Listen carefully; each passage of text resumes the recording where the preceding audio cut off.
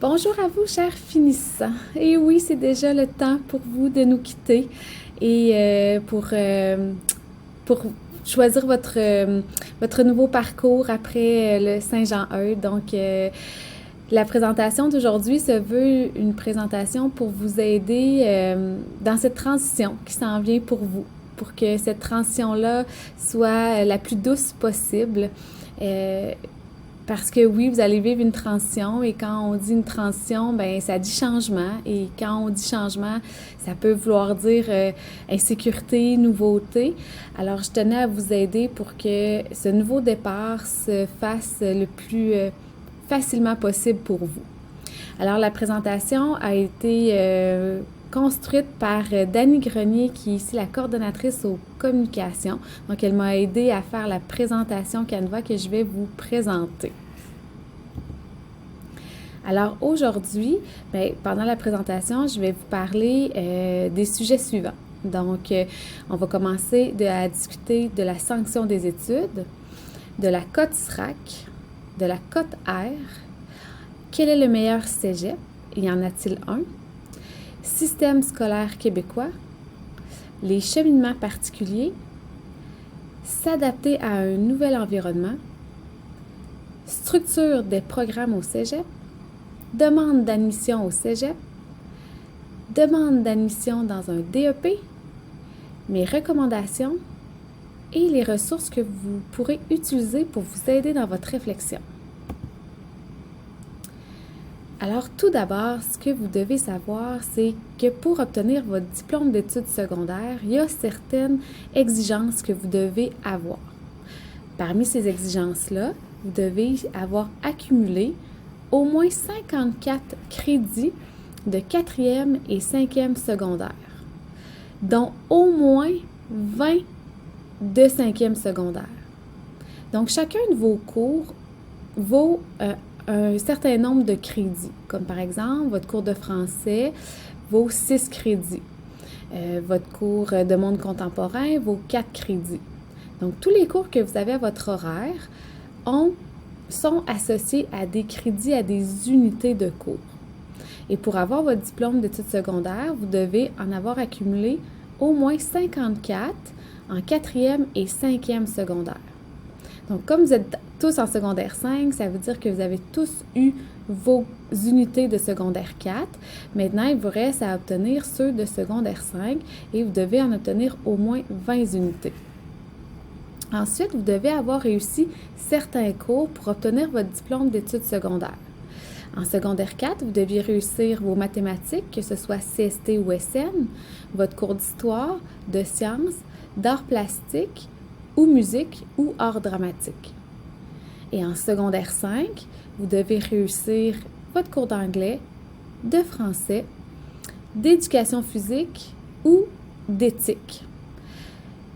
Et vous devez absolument réussir ces 3 cours-là que vous voyez ici, anglais, français, éduc et éthique. Sinon, ça va vous demander d'aller faire des cours d'été pour obtenir la note de passage, pour obtenir votre diplôme d'études secondaires.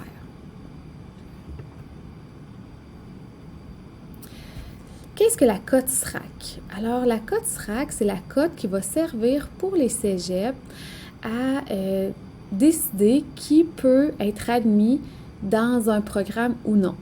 Donc, quand vous allez faire une demande d'admission, vous allez tous avoir une cote SRAC qui va être associée à votre dossier. C'est-à-dire que les cégeps vont faire certains calculs pour déterminer c'est quoi votre cote SRAC pour savoir si vous êtes admissible dans leur programme. Comment se calcule la cote SRAC? Donc, la cote se calcule ainsi. Vos notes de 4e secondaire vont valoir pour 55% du calcul de la cote. Vos notes de la première étape de 5e secondaire vaut pour 45% du calcul. Ensuite, ils vont aussi rajouter certains éléments dans ce calcul, dont l'écart à la moyenne du groupe, le nombre d'unités que vous avez accumulées depuis votre secondaire 4 et le nombre d'unités peut varier d'un profil à l'autre parce que au PEI, comme il y a plus de cours d'enrichissement, il y a un petit peu plus de crédit dans ce profil-là, mais selon aussi vos choix de cours, exemple que vous êtes en anglais enrichi, ça vaut 6 crédits le cours d'anglais enrichi, le cours d'anglais régulier vaut 4 crédits.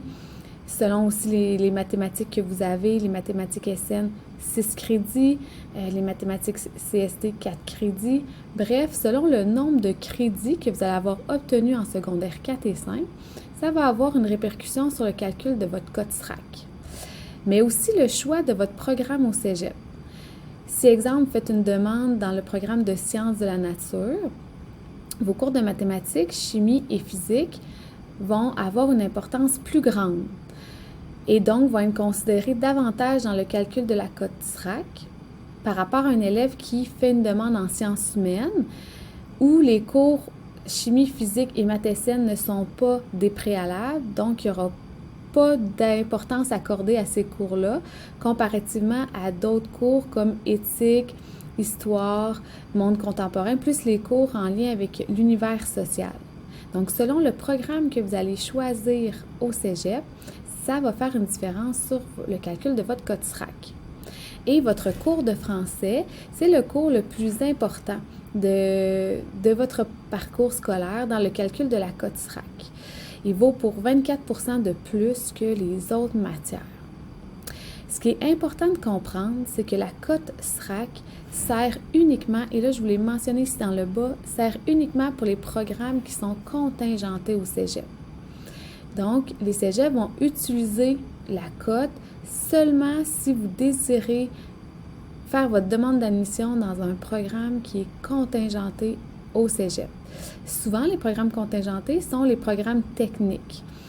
Celle qu'on entend le plus souvent, la technique policière, la technique en physiothérapie, mais il y a bien d'autres techniques et c'est souvent les techniques qui vont être contingentées parce que le nombre de places est limité dans ces programmes. Comparativement aux programmes préuniversitaires qui sont sciences humaines, sciences de la nature, arts et lettres, les programmes préuniversitaires ne sont pas contingentés. Ce qui signifie que votre cote SRAC ne sera pas prise en compte dans votre admission pour les programmes préuniversitaires parce qu'il y a autant de places qu'il y a d'élèves qui font une demande d'admission dans ces programmes-là. Donc, il y a toujours des places disponibles, ce qui fait en sorte que les cégeps n'ont pas besoin de faire de sélection lors de l'admission, étant donné qu'il y a de la place pour tout le monde, ce qui n'est pas le cas pour les programmes techniques. Maintenant, la fameuse cotère. Qu'est-ce que ça mange en hiver? C'est une bonne question. Je sais que c'est un sujet qui vous préoccupe beaucoup.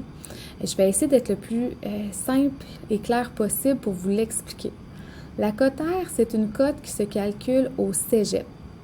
La cote R, c'est ce dont les universités vont utiliser pour l'admission dans un programme universitaire.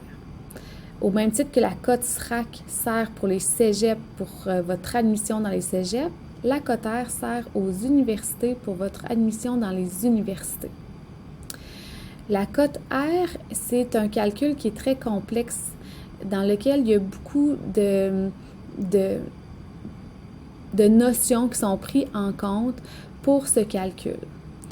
Je vais essayer de vous le vulgariser le plus simplement possible, mais ceux qui voudront aller plus loin dans la compréhension de la cote R, je vous ai mis une vidéo ici que vous pourrez écouter, qui a été créée par le cégep de Mérici et qui donne beaucoup d'explications sur le calcul de la cote R. Donc, la cote R, comment ce calcul se traduit? D'abord, ils vont regarder les notes que vous avez dans chacun de vos cours au cégep. Donc, c'est quoi ton résultat à toi dans chacune de tes matières? Ensuite, ils vont évaluer ta note par rapport à l'écart que tu as avec la moyenne de ton groupe. Et finalement, ils vont rajouter une notion qui est l'indice de force du groupe. Alors, l'indice de force du groupe permet d'homogénéiser les résultats des cotes R, peu importe le cégep, peu importe le programme que vous faites. Donc, l'indice de force du groupe, c'est pour éviter, exemple, qu'un élève qui a 89% dans un groupe qui est faible, donc un élève a 89% dans un groupe où la moyenne est de 65%, bien, sa cote R, si on ne tient pas compte de l'indice de force du groupe, la cote R de cet élève-là va être avantagée comparativement à un autre élève qui a le même résultat, exemple 89%, mais dans un groupe qui est fort, où la moyenne est 88%. Donc, cet élève-là, si on ne considère pas l'indice de force du groupe, serait pénalisé étant donné qu'il est dans un groupe fort, même s'il a le résultat identique à son ami qui est dans un autre groupe, mais que ce groupe-là est plus faible. Donc, l'indice de force du groupe permet d'homogénéiser les résultats des cotes R. Comment les cégeps calculent l'indice de force du groupe? Ils vont prendre chaque élève de ta classe et ils vont retourner au secondaire, voir ses notes aux examens du ministère de secondaire 4 et 5 et ils vont évaluer comme ça c'est quoi la force de ton groupe. La cote R sert principalement pour l'admission dans les programmes contingentés de l'université. Donc, ce calcul-là va être d'autant plus important pour les élèves qui veulent rentrer dans un programme contingenté à l'université, dont, entre autres, les programmes de la santé, qui sont les programmes les plus contingentés à l'université.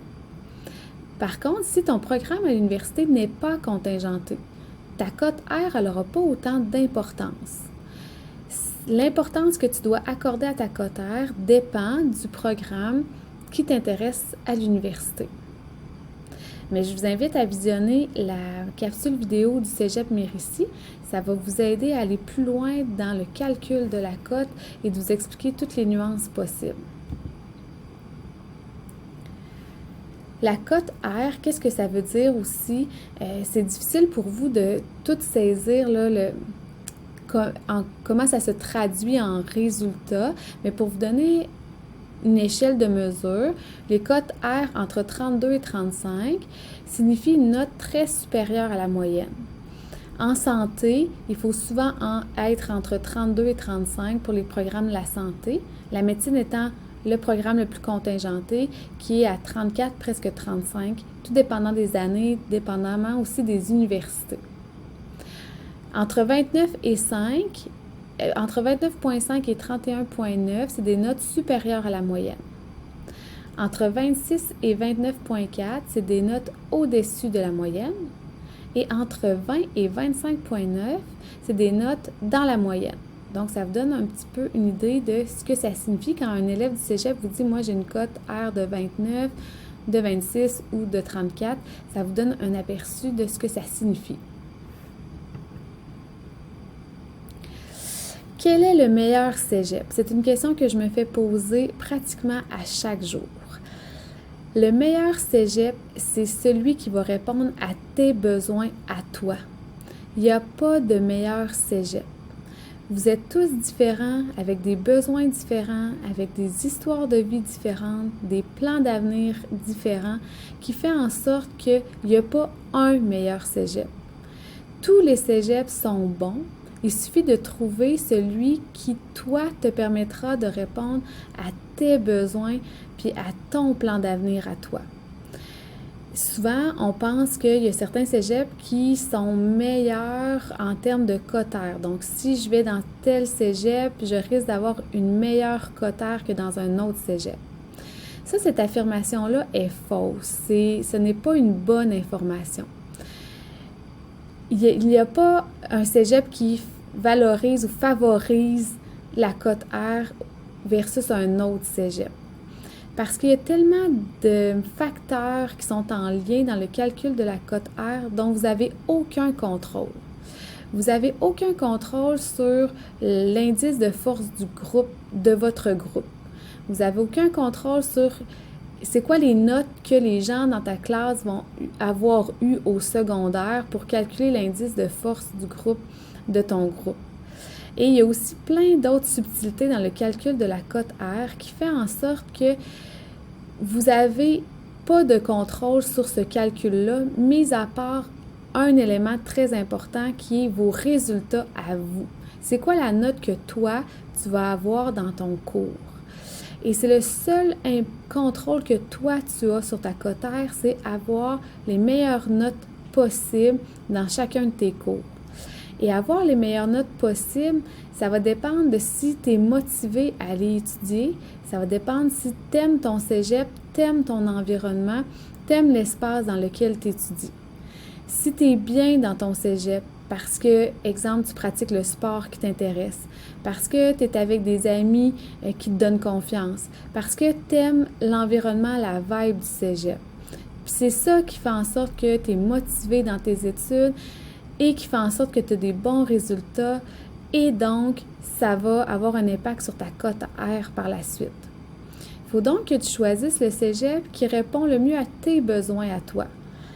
Et c'est ça qui va faire en sorte que ta cote R va être la meilleure possible. Donc, ce n'est pas une question de cégep, c'est une question de motivation, c'est une question de si je suis bien dans l'environnement où j'étudie qui fait en sorte que je suis motivée et que j'ai des bons résultats. Et s'il y avait un meilleur cégep, là, soyez assurés que je vous le dirai parce que moi, mon objectif premier, c'est réellement votre réussite. C'est réellement de vous voir vous accomplir et vous dépasser dans vos projets personnels. S'il y avait un meilleur cégep, bien, je vous le dirais parce que mon but, c'est que vous ayez une vie à la hauteur de vos attentes et de vos espérances. Mais malheureusement, il n'y a pas de meilleur cégep. Prenez le temps de choisir en fonction de vos intérêts. Maintenant, on va revoir un petit peu le système scolaire pour vous rappeler certaines notions qui peuvent vous aider dans le choix que vous avez à faire très prochainement. Donc, en ce moment, vous travaillez très fort pour finir votre secondaire 5. Et à la fin de votre secondaire 5, bien, pour la première fois depuis votre parcours scolaire, les chemins de chacun vont se séparer. Vous allez prendre des avenues différentes selon vos besoins puis vos intérêts. Certains d'entre vous vont aller plus du côté de la formation professionnelle pour aller compléter un diplôme d'études professionnelles qu'on appelle un DEP. D'autres parmi vous vont plutôt continuer leurs études au cégep pour aller chercher un diplôme qui s'appelle un DEC. Donc, les programmes DEP, c'est des programmes de courte durée à l'école parce que rapidement, il faut aller sur le marché du travail pour développer son expérience et ses habiletés dans cette profession-là. Les DEP, c'est des professions qui exigent une certaine dextérité manuelle, une habileté qui fait en sorte que c'est pas en étant à l'école pendant plusieurs années à apprendre des théories ou de la connaissance qui va faire qu'on va devenir bon, mais c'est beaucoup plus par l'expérience puis la pratique qui fait qu'on va devenir bon. Exemple, un pompier, il va venir faire ici un DEP, bien c'est en éteignant des feux qu'il va devenir un bon pompier. Un charpentier menuisier, c'est en construisant des maisons qu'il va devenir un bon charpentier menuisier. Une coiffeuse, c'est plus elle va avoir des clientes et exercer sa profession qu'elle va devenir habile au niveau de la coupe de cheveux, la teinture, etc. Donc les DEP, c'est des professions qui vont exiger d'aller rapidement sur le marché du travail pour développer son expertise, pour devenir compétent et bon dans ce domaine-là. Maintenant, si vous allez du côté des cégeps, vous allez chercher un DEC. Vous allez chercher un DEC préuniversitaire ou un DEC technique. Les deux s'appellent des DEC, DEC préuniversitaire, DEC technique. Et là, ça va vraiment dépendre de votre goût et de votre intérêt. Certains vont passer par des techniques, d'autres des préuniversitaires et il n'y a pas, encore une fois, de meilleur chemin. Le chemin que tu choisis, c'est celui qui répond le mieux à tes besoins et donc qui sera le meilleur chemin pour toi, mais pas nécessairement pour ton ami qui est à côté. Les préuniversitaires, c'est des programmes de 2 ans et ça le dit, ça te prépare à l'université. Donc, après un préuniversitaire, vous allez continuer votre route vers l'université. Un DEC technique, c'est des programmes de 3 ans et à la fin, vous allez avoir le choix. Est-ce que vous allez travailler dans le domaine que vous avez étudié ou vous continuez à l'université dans la même branche ou dans une autre avenue?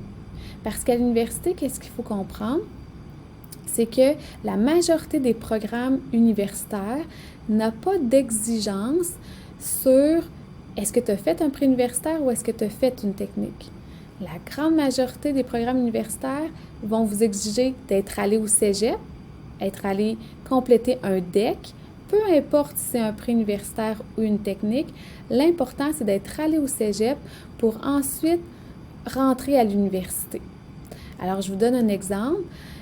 Un élève pourrait très bien prendre la technique en danse, par exemple, même si vous ne voulez pas être un danseur ou une danseuse professionnelle, mais que vous avez le goût d'aller perfectionner votre passion que vous avez, vous pourriez aller compléter une technique en danse et poursuivre à l'université en droit, par exemple.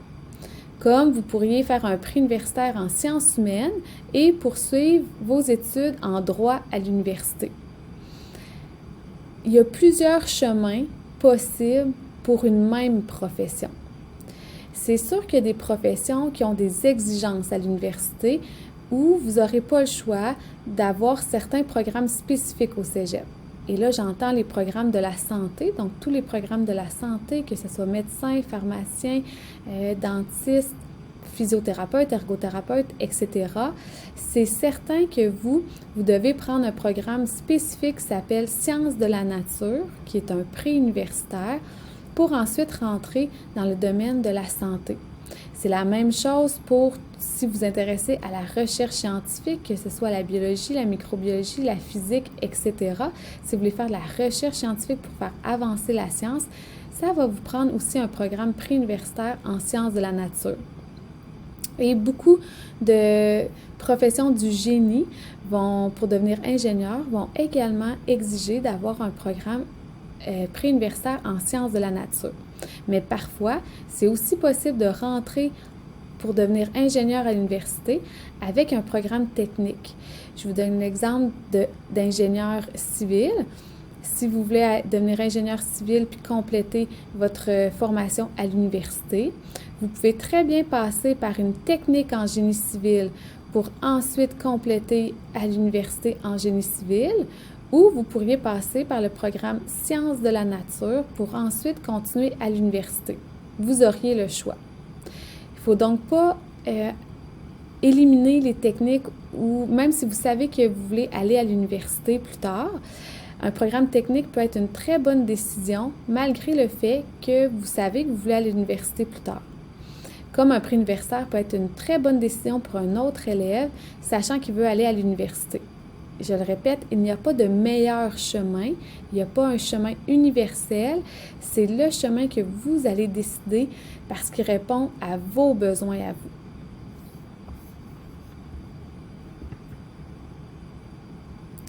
Au cégep, il y a des cheminements particuliers. Donc, vous allez entendre parler du tremplin DEC. Tremplin DEC, c'est un programme qui a été créé par les cégeps pour répondre à un besoin, c'est-à-dire le fait que vous avez à faire un choix de carrière dans un moment de votre vie où votre identité n'est pas encore définie. Vous êtes présentement en train de vous construire. Vous êtes présentement en train de définir votre personnalité, d'apprendre à vous connaître, de vivre des expériences. Et dans ce moment de vie-là important, on vous demande de faire un choix sur votre avenir, sur ce que vous voulez faire plus tard. Quand dans le moment présent, tout est un peu flou encore pour vous et pas déterminé et défini. Donc, le cégep a créé le programme Tremplin DEC justement pour permettre à des élèves qui auraient encore besoin de réfléchir, ce qui est tout à fait normal, et qui auraient besoin d'un tremplin, donc d'une pause, avant d'aller dans un programme spécifique. On pourrait avoir besoin d'une pause parce que, par exemple, vous avez besoin de compléter les préalables de secondaire maths, chimie et physique que vous n'avez peut-être pas pris au secondaire parce qu'à ce moment-là, vous ne saviez pas ce que vous vouliez faire, puis que vous avez décidé de faire d'autres choix, ce qui est tout à fait normal et très correct. Donc, vous avez la possibilité de refaire les cours de maths, chimie et physique au cégep dans le cours Tremplin DEC. Et Tremplin DEC sert aussi à certains élèves, c'est l'occasion de préciser son choix de carrière. Certains d'entre vous là, seront peut-être pas prêts le 1er mars pour faire un choix de programme pour différentes raisons. Et vous pouvez tout de même vous inscrire au cégep en tremplin deck dans un programme qui va vous permettre d'avancer dans votre parcours, même si vous ne choisissez pas tout de suite un programme spécifique. Parce qu'en tremplin deck, on va mettre à votre horaire des cours qui sont obligatoires au cégep, que de toute façon, vous auriez besoin de compléter. Parce que oui, au cégep, il y a des cours qui sont obligatoires et ce, peu importe le programme que vous allez choisir. Vous allez devoir faire du français, de la philosophie, de l'éduc et de l'anglais. Et ça, peu importe le programme que vous choisissez. Ce qui fait en sorte qu'en tremplin deck, on va vous donner ces cours-là. Et lorsque vous allez transférer dans le programme de votre choix, vous n'aurez pas à refaire les cours que vous allez avoir complétés en tremplin deck. Donc, tremplin deck vous permet d'avancer dans votre parcours scolaire sans faire de choix tout de suite pour les élèves qui ne sont pas prêts à faire ce choix-là tout de suite.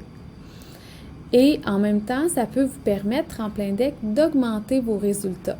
Si par exemple, vous n'avez pas été admis dans le programme de votre choix en raison de vos résultats scolaires, bien, ça serait une bonne idée de s'inscrire en tremplin deck pour aller augmenter vos résultats qui ferait en sorte qu'un an plus tard, quand vous allez faire la demande dans le programme qui vous intéresse, le cégep va considérer, oui, vos résultats du secondaire, mais aussi les résultats que vous avez obtenus en tremplin deck, ce qui va vous donner des chances d'être admis un an plus tard. Quand on parle de deck back, si je reviens en arrière pour vous expliquer, un deck, c'est au cégep, un bac, c'est à l'université, ce qu'on appelle un baccalauréat. Donc, un deck back, c'est une entente entre un deck technique et un baccalauréat à l'université. Je vous donne l'exemple de la profession d'ingénieur civil. Si vous passez par la technique en génie civil pour ensuite poursuivre vos études à l'université en génie civil, l'université va enlever une année de votre formation universitaire, sachant que ça fait déjà 3 ans que vous êtes dans un programme où vous apprenez des notions, des connaissances en lien avec le génie civil. Donc, l'université, le département de génie civil se dit, bien, ça fait déjà 3 ans que tu étudies le domaine du génie civil. Donc, à l'université, on reconnaît tes connaissances que tu as développées ici au cégep et nous t'enlevons une année d'études universitaires. Ce qui ne serait pas le cas si vous passez par le préuniversitaire Sciences de la nature pour vous rendre par la suite en génie civil à l'université. Vous aurez à compléter la formation complète du baccalauréat en génie civil puisque vous n'avez pas eu de connaissances pratiques en lien avec le génie civil, ce qu'un élève de la technique aurait eu. Donc, un deck back, c'est une entente entre un deck technique et un programme universitaire qui dit qu'il y a une année de moins à faire à l'université parce que vous arrivez d'un programme similaire au cégep. Ça, c'est ce qu'on appelle un deck back. Maintenant, l'ATE. L'ATE, c'est offert pour les programmes techniques. C'est la possibilité de faire un stage en milieu de travail pendant les étés qui vont séparer vos années de cégep. C'est le cégep qui s'occupe de vous trouver un emploi dans le domaine dans lequel vous étudiez. Et ce travail-là va vous permettre de voir est-ce que vous aimez ça, de développer vos habiletés dans le champ d'études que vous avez choisi. Donc, si vous avez l'occasion de vous inscrire à l'ATE, je vous le conseille parce que durant les étés qui vont séparer vos sessions au cégep, vous allez tranquillement entrer dans le marché du travail, vous allez grossir votre réseau de contacts, vous allez aussi observer est-ce que j'aime mon travail, est-ce que je change de technique, est-ce que je suis vraiment à ma place. Ça va venir rendre votre programme beaucoup plus concret et vous permettre de développer vos compétences plus rapidement dans le programme qui vous intéresse. Double deck, c'est la possibilité de faire 2 pré-universitaires en 3 ans au lieu d'en 4 ans. Donc, le double deck sert aux élèves qui ont un intérêt pour plus d'un programme et qui aimeraient développer leurs compétences et leurs connaissances dans 2 programmes pourraient s'inscrire dans un double deck pour justement répondre à leurs besoins de développer des connaissances dans 2 programmes. Exemple, il y a un double deck en sciences de la nature et arts et lettres. Il y a aussi un double deck en sciences humaines et langues. Il y en a quelques-uns des double decks qui sont offerts dans les cégeps. Donc, en 3 ans, vous venez compléter 2 diplômes préuniversitaires qui vont vous permettre d'aller apprendre sur des sujets qui vous intéressent. Les double decks ne vont pas vous donner plus de chances d'être admis à l'université. Il faut choisir un double deck plus parce que vous avez de l'intérêt pour développer votre curiosité par rapport à 2 champs d'études qui vous plaisent, mais pas parce que ça vous donnerait plus de chances d'être admis au cégep, à l'université. Il ne faut pas le prendre dans un souci d'être admis à l'université, mais il faut plus le prendre dans j'ai le goût de choisir un double deck parce que j'ai le goût de développer mes compétences et mes connaissances dans 2 champs d'études qui m'intéressent. Autre cheminement particulier que vous pouvez faire au secondaire, c'est pour aller chercher vos cours de chimie, physique et mathématiques. Vous pouvez, tout en étant inscrit au secondaire cette année à Saint-Jean-Eudes dans secondaire 5, vous pouvez compléter des cours de la formation aux adultes. C'est-à-dire que vous pourriez être 2 jours à l'école avec nous et le soir être dans un cours aux adultes, soit en chimie, en physique et en mathématiques. Si jamais c'est votre cas, que ça vous intéresserait de commencer de suivre vos cours de chimie, physique, maths aux adultes pendant que vous êtes 2 jours au secondaire, vous pourriez venir me voir et je vous expliquerai comment faire, comment vous inscrire, comment ça fonctionne. S'adapter à un nouvel environnement.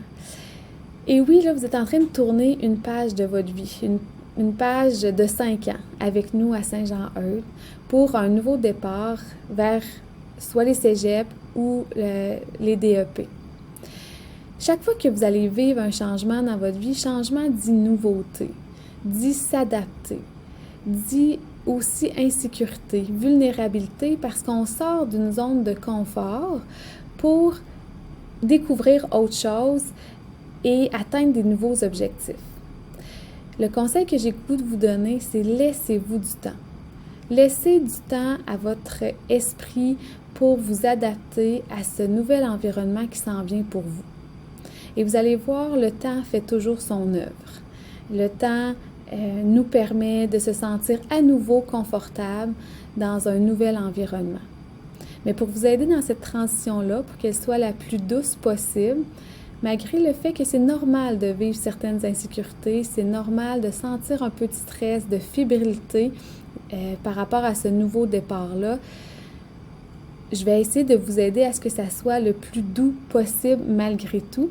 Et vous allez voir, de toute façon, je ne suis pas inquiète, vous allez aimer ce nouveau départ-là qui vous attend, qui tranquillement vous amène vers la vie de jeune adulte, vers la vie de liberté, mais aussi de responsabilité. Et vous êtes tous prêts à faire ce nouveau pas-là dans votre vie. Donc, l'année scolaire, le gros changement, c'est que l'année scolaire au cégep comporte 2 sessions de 15 semaines. Donc, au secondaire, vous êtes habitué d'aller à l'école dans un continuum du mois d'août au mois de juin. Ce continuum-là est divisé par étapes, mais c'est un continuum, donc vous avez le même horaire toute l'année, votre cycle de 20 jours, les mêmes cours, les mêmes enseignants, le même groupe. Au cégep, c'est différent. L'année est séparée en 2 sessions et chaque session est indépendante l'une de l'autre.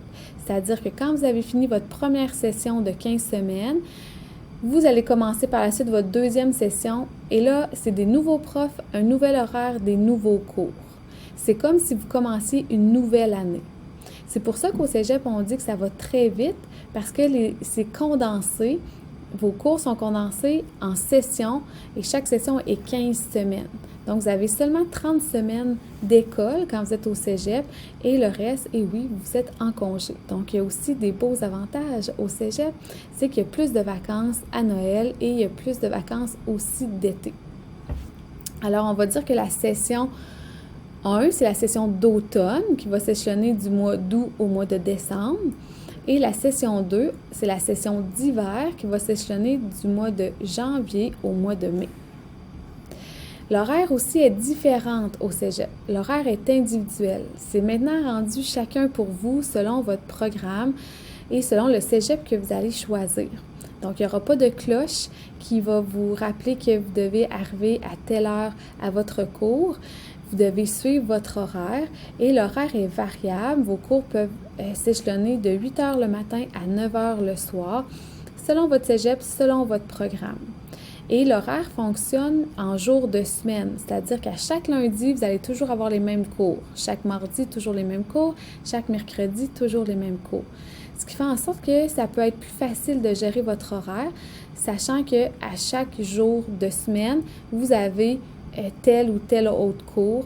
Donc, pour planifier vos études, votre sport, vos activités de votre vie personnelle, c'est peut-être plus facile que sur un cycle de 20 jours. La structure du programme au cégep.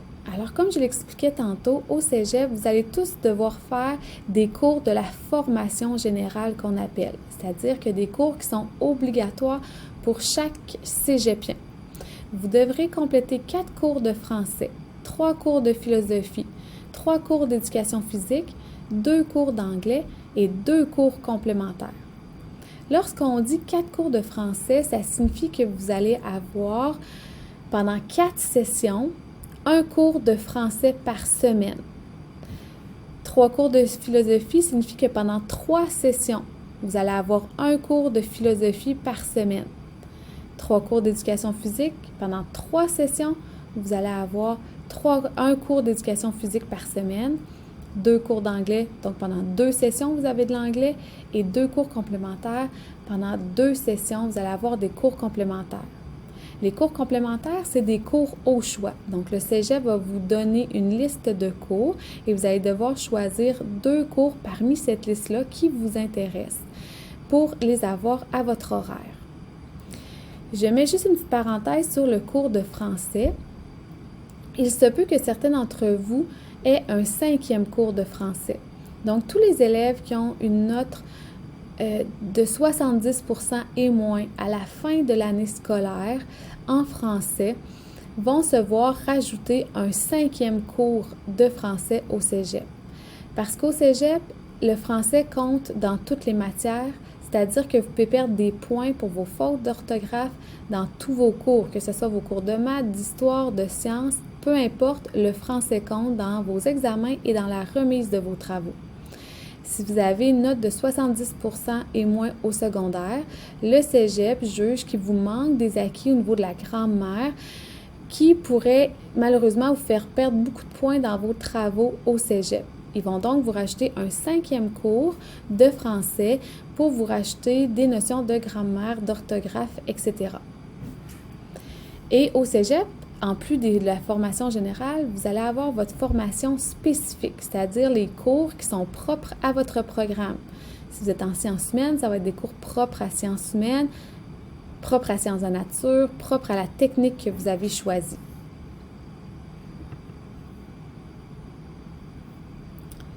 La structure des programmes au cégep. Donc, le nombre d'heures varie d'un programme à l'autre. Les programmes techniques vont habituellement avoir plus d'heures parce que c'est condensé, on apprend une profession, ce qui exige beaucoup de connaissances à apprendre en 3 ans. Donc, les programmes techniques, habituellement, le nombre d'heures va varier entre 28 et 32 heures de cours par semaine. Les programmes préuniversitaires, ça va plus varier entre 25 et 28 heures de cours par semaine. Le plan de cours, vous allez recevoir un plan de cours à chaque début de session pour chacun de vos cours. Dans ce plan de cours-là, vous allez retrouver toutes les notions, tout ce qui est important de savoir dans votre cours, entre autres, quand sont vos examens, quelle est la date de remise de vos travaux. Ce plan de cours-là va vous aider à organiser votre travail. Vous allez devoir les consulter pour chacun de vos cours et voir, OK, dans mon cours de français, j'ai à remettre 2 travaux. voici les dates, j'aurai des examens à 3 reprises dans la session, voici les dates, ce qui va vous permettre d'organiser votre temps. Parce qu'au cégep, on ne vous rappelle pas constamment que vous avez des examens à votre prochaine période ou des travaux à remettre. On prend pour acquis que vous avez lu votre plan de cours et que vous êtes en mesure de répondre aux exigences là, la date venue. Ça va être à vous de lire vos plans de cours et d'inscrire vos dates dans votre agenda pour bien vous organiser. La présence au cours peut être vérifiée au cégep. Habituellement, les enseignants vont prendre les présences et après un temps de nombre d'absences, oui, vous pouvez être retiré du cours, donc avoir un échec sur votre bulletin. Alors, c'est à vous d'aller à vos cours, bien que il y a personne qui va vous appeler à la maison pour savoir vous n'êtes pas à votre cours, pourquoi vous n'êtes pas à votre cours. C'est à vous de vous responsabiliser et d'aller à votre cours. Mais vous pouvez toutefois manger dans vos classes, vous pouvez aller aux toilettes quand vous voulez, donc il y a quand même une souplesse, mais les enseignants vont s'attendre à votre présence à vos cours au cégep. Vous pouvez au cégep abandonner des cours avant une certaine date sans que ça ait d'effet sur votre bulletin, sur votre quotaire. Vous avez 3 semaines au début de chacune de vos sessions pour décider si vous voulez abandonner un cours et cet abandon-là, s'il est fait avant la date limite, vous n'aurez aucune pénalité et cet abandon-là n'apparaîtra pas sur votre bulletin ni sur votre quota R. Ça signifie que si jamais en début de session, vous êtes malheureux dans votre programme ou que vous voyez que la charge de travail est trop grande ou que certains cours ne répondent pas à votre besoin, vous pouvez l'arrêter sans problème avant la date limite. Si par contre vous dépassez la date limite, vous aurez un échec sur votre bulletin et ça aura une grande incidence malheureusement sur votre cote R. Au cégep, vous avez 2 semaines de relâche. Vous avez une semaine de relâche par session, mais attention, au cégep, ce n'est pas une semaine de relâche, c'est une semaine de lecture. C'est le temps de reprendre votre souffle, de vous remettre à jour, de finaliser les travaux que vous n'avez pas eu le temps, d'étudier les examens à venir, parce que comme je le disais, au cégep, ça va vite. C'est seulement en 15 semaines que vous devez compléter tous les travaux et les examens pour chacun de vos cours. Donc, la semaine de lecture, c'est un moment souvent, non pas pour partir en vacances, mais pour prendre pour rattraper le retard que peut-être vous auriez pris durant votre session. Les demandes d'admission maintenant. Je vais commencer par les cégeps publics de notre région. Alors, quand ça va être le temps de faire votre demande d'admission, vous devez choisir votre programme. Première étape, pour choisir votre programme, je vous invite à aller consulter les sites des cégeps, consulter les sites de tous les sites Internet que je vous ai donnés en début d'année. Vous allez voir tantôt, je vais aussi vous les rappeler, ces sites-là. Vous pouvez aussi venir prendre rendez-vous avec moi. Mais bref, avant de faire sa demande, il faut choisir son programme. Ensuite, vous devrez faire une inscription. Les inscriptions se font en ligne. Tout dépendant du cégep, vous n'aurez pas à aller nécessairement sur les mêmes sites Internet.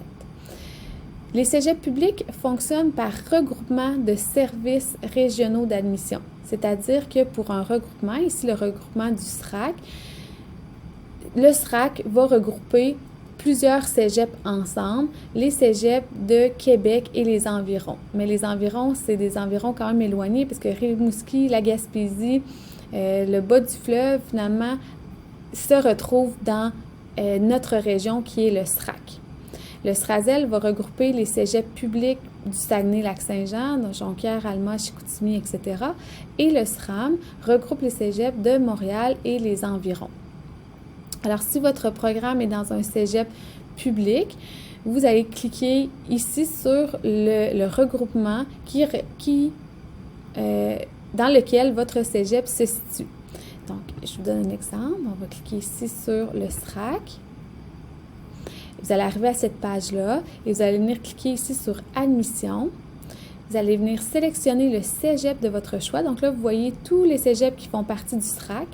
Et là, c'est très important, on ne peut pas faire plus d'une demande dans le même regroupement de cégep. Donc, on ne peut pas faire une demande au cégep Limoilou et à Garneau en même temps, ni à Rimouski en même temps que du cégep Sainte-Foy. C'est un cégep par regroupement. Mais vous pouvez vous inscrire dans un cégep du SRAC, un cégep du SRAZEL, un cégep du SRAM, parce qu'ils ne font pas partie du même regroupement de cégep.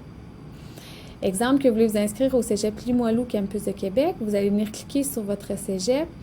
Vous allez venir par la suite sélectionner le programme qui vous intéresse, exemple Sciences de la nature, et vous allez venir ici ouvrir le formulaire d'inscription et tranquillement commencer à compléter votre demande d'admission.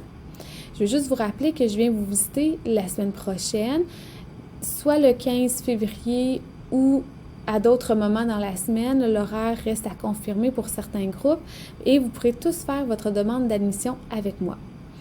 Il y a des frais d'admission quand vous allez faire une demande dans les cégeps publics. Les frais sont de 39 $ que vous pouvez payer avec une carte de crédit, ce qui signifie que quand vous allez venir avec moi en classe, si vous voulez payer avec moi, vous devrez avoir un numéro de carte de crédit avec vous. Si jamais vous n'avez pas de carte de crédit, que ce n'est pas possible d'en avoir une, ce que je comprends parfaitement, vous pourrez retourner le soir avec vos parents pour payer vos frais de scolarité. Mais si jamais vous avez une carte de crédit avec vous, vous pourrez l'apporter dans votre période et nous compléterons toute votre demande ensemble. Les documents à fournir maintenant. Si vous vous inscrivez dans un cégep public, que ce soit le SRAC, le SRAM ou le SRAZEL, et que vous êtes né au Québec, il n'y a aucun document à fournir. Seules les personnes qui sont nées à l'extérieur du Québec, de la province, auront des documents à fournir, que ce soit le certificat de naissance, la preuve de citoyenneté canadienne. Ces documents-là, vous pouvez les scanner et les joindre à votre demande sans problème. Donc, aucun document à fournir si vous êtes né au Québec et vous faites une demande dans les services publics, soit le SRAC, le SRAM et le SRAZEL. 3 réponses possibles.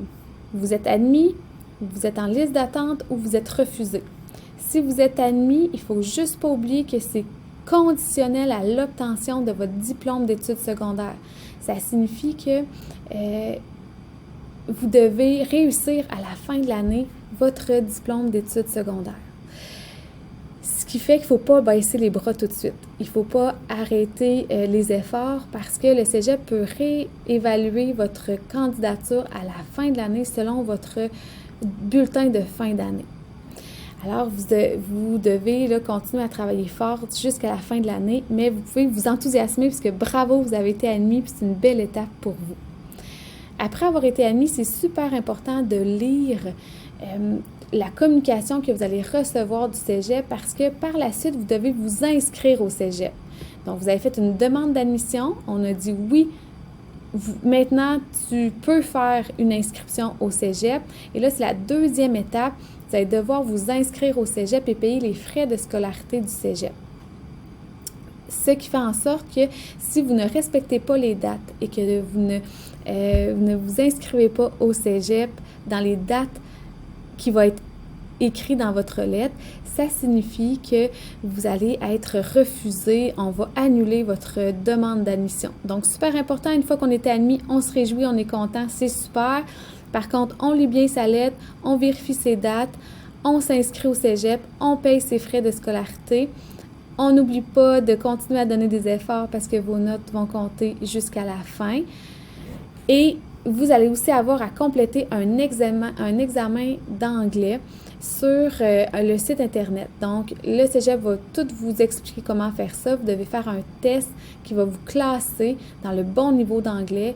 Il y a 4 niveaux d'anglais au cégep et vous allez classer selon votre force à vous, votre compétence à vous en anglais. C'est important aussi de compléter ce test-là dans les dates qui vont être indiquées dans votre lettre. Et les dates vont varier d'un programme à l'autre, d'un cégep à l'autre, donc comparez-vous pas d'un élève à l'autre. Lisez votre lettre, faites-vous confiance, ça va bien aller. Certains d'entre vous seront en liste d'attente. Donc, ceux qui sont en liste d'attente, bien, vous aurez à penser à peut-être un plan B dans le cas où finalement vous êtes refusé. Donc, si c'est votre cas, vous êtes en liste d'attente, je vous invite à venir me voir et ensemble, on regardera un plan B dans le cas où finalement vous êtes refusé dans le programme. Et si vous êtes refusé, bien, je vous invite aussi à venir me voir. Il y a toujours des solutions, il y a toujours une façon de réagir par rapport à cette difficulté-là. Je vous comprends d'être déçu, je vous comprends d'être triste. C'est difficile d'être refusé dans un programme parce qu'il y a beaucoup d'espoir puis beaucoup d'attentes. Mais c'est pas le temps non plus de baisser les bras. C'est une épreuve que vous allez vivre dans votre vie. On va la traverser ensemble. On va trouver des solutions. Puis, éventuellement, vous allez pouvoir rentrer dans le programme qui vous intéresse. Donc, si vous êtes refusé, venez me voir, n'hésitez pas. Maintenant, une demande d'admission dans les cégeps privés, c'est différent. Les cégeps privés, c'est Barth, CNDF, Mérisy, O'Sullivan, mais aussi Saint-Laurent, qui n'est pas un cégep privé, c'est un cégep public, mais comme c'est un cégep anglophone, il fonctionne en termes d'admission de la même manière que les cégeps privés. C'est pour ça que je l'ai inclus dans cette section-là, mais c'est un cégep public. Donc, premièrement, cégep privé également, vous devez choisir votre programme. Ensuite, pour procéder à votre inscription, vous devez aller directement sur le site du cégep qui vous intéresse. Donc, si vous voulez vous inscrire au cégep du CNDF, vous allez aller sur le site du CNDF pour compléter votre demande. Les cégeps privés ne fonctionnent pas par regroupement de cégep.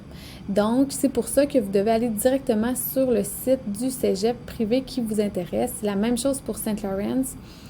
Et vous allez avoir des documents à fournir. Cette fois-ci, l'école ne fournit pas les documents pour les cégeps privés ni pour Saint-Laurent. Donc, ça va être à vous de fournir au cégep avant le 1er mars les documents qu'ils vont vous demander. Les documents peuvent varier d'un cégep à l'autre. C'est à vous de bien lire tout ce qui va être indiqué lorsque vous allez faire votre demande d'admission pour voir c'est quel document qui est important à remettre au cégep avant le 1er mars, super important. Les réponses des cégeps privés, donc vous allez recevoir, les réponses des cégeps privés dans le fond, les cégeps vont vous donner leurs réponses souvent par courriel. Vous allez recevoir un courriel.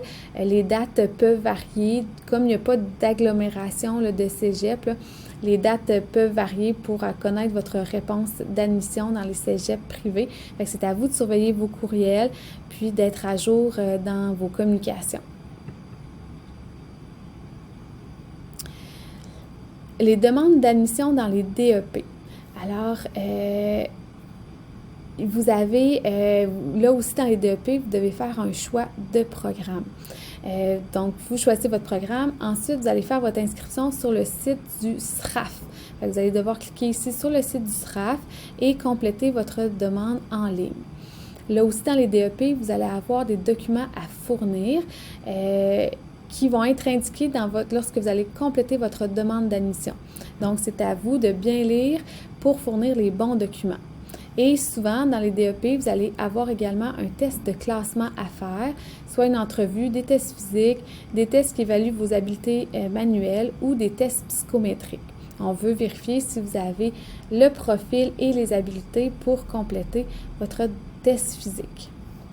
Je reviens un petit peu en arrière parce que j'ai oublié de vous donner une information lorsque je parlais des cégeps publics. Donc, je reviens un petit peu en arrière par rapport aux cégeps publics, excusez-moi. Dans les cégeps, c'est possible de faire à 4 moments dans l'année, c'est possible de faire une demande d'admission. Donc, tout le monde, vous allez faire une demande d'admission le 1er mars et vous allez recevoir votre réponse au mois d'avril. Souvent, c'est le premier jeudi du mois d'avril, donc vers le 4 et le 5 avril. Ceux qui vont avoir été refusés au premier tour ou ceux qui veulent changer de programme vont pouvoir le faire en faisant une demande au deuxième tour où là, la date limite, c'est le 1er mai. Et vous allez avoir votre réponse le 18 mai.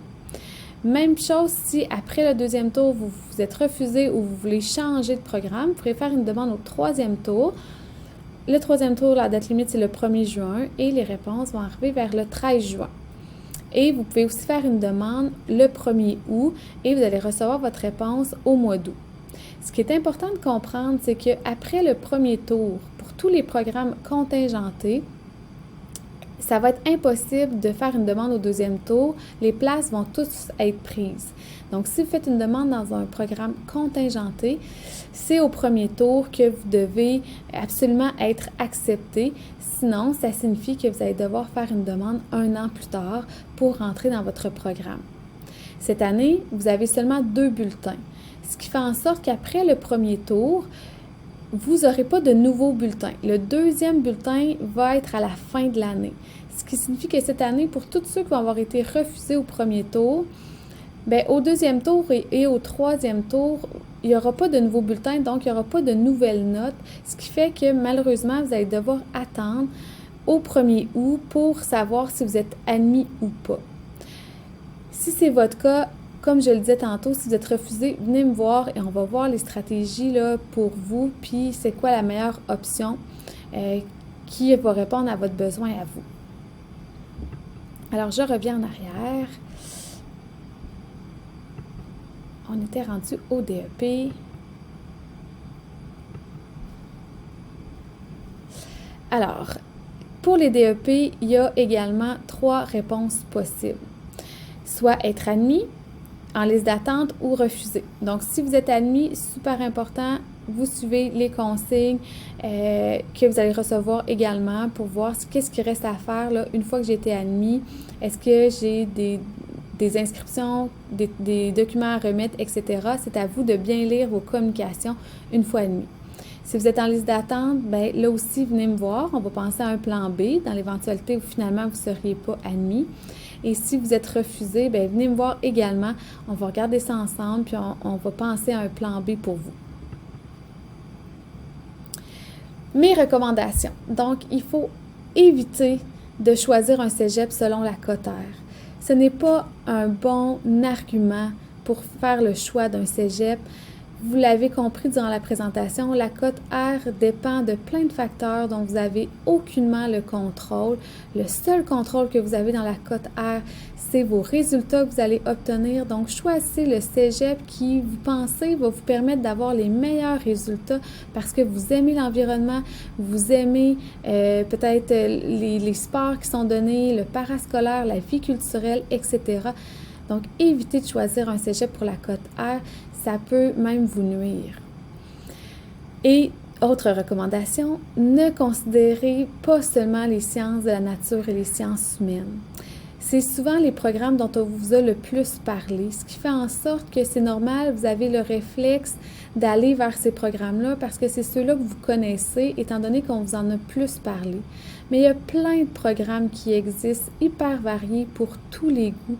Et moi, ce que je vous souhaite, c'est de voir qu'aller à l'école, ça peut être agréable. On peut aimer l'école quand on est dans quelque chose qu'on aime.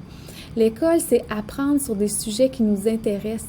C'est développer nos connaissances qui vont nous permettre de devenir un bon professionnel plus tard. Donc moi, je vous invite, là, voyez grand.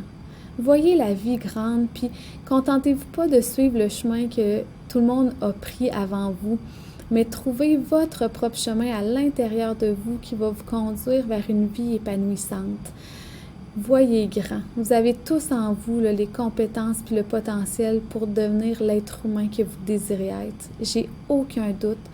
Je suis convaincue de ça et j'ai une confiance absolue dans votre capacité à réussir.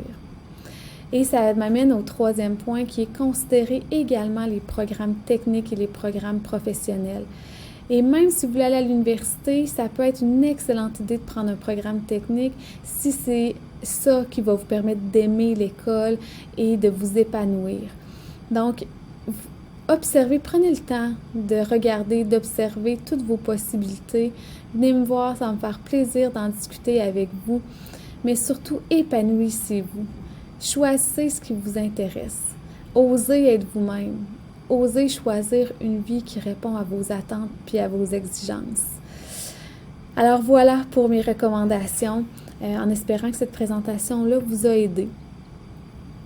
Alors les ressources, bien, je vous invite à venir me voir si vous avez des questions, ça me fait plaisir, vous savez que je suis là pour vous.